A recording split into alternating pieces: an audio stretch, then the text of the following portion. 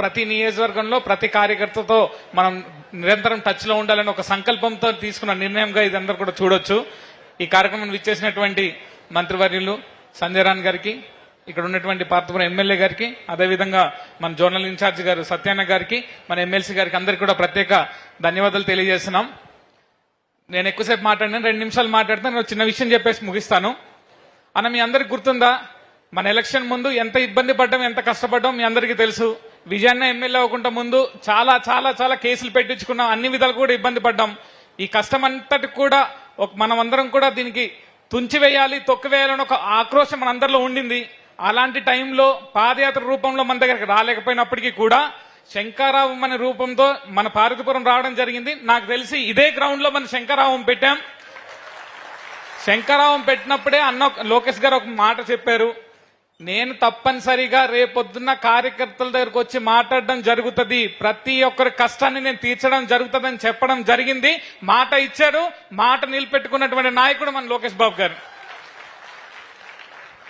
ఎందుకు ఈ విషయం చెప్తున్నానంటే 175 నియోజకవర్గాలు, ఇటు ప్రభుత్వం చూడాలి, ఇటువైపు పార్టీ చూడాలి. ఈ 175 నియోజకవర్గాల్లో కూడా ప్రతి కార్యకర్తకు కూడా నేను అండగా ఉంటాను.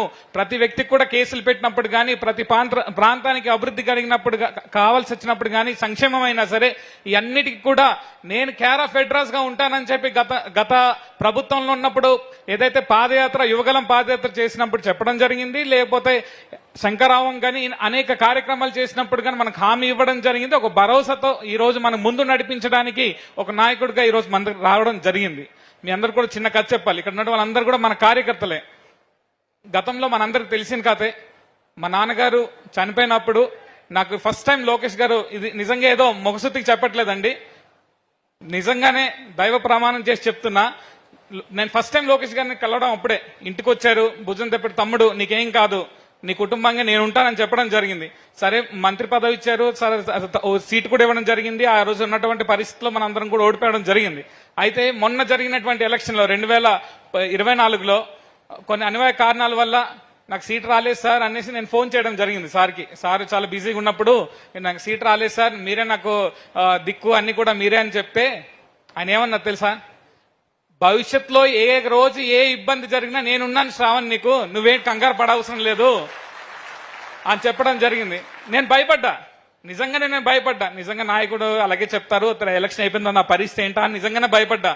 కానీ వచ్చిన కొన్ని రోజుల్లోనే గిరిజన ప్రాంతానికి చెందిన నాకు, గిరిజన శాఖలోనే నాకు ఒక చైర్మన్ గా అవకాశం ఇవ్వడం, అదే విధంగా పార్టీ తరఫున మాకు ఈ రోజు జిల్లా పార్టీ అధ్యక్షులుగా అవకాశం ఇవ్వడం, మీ అందరితో ఇక్కడ చాలా మందికి నేను పేరుగా తెలుసు, మీ పేరుగా నాకు తెలుసు, ఈ మంచి కుటుంబానికి నన్ను ఒక భాగస్వామ్యం చేసుకోవడం అంతా కూడా లోకేష్ బాబు గారు, చంద్రబాబు నాయుడు గారు వాళ్ళ దయ అని చెప్పి కూడా ఈ సందర్భంగా తెలియజేస్తున్నాను.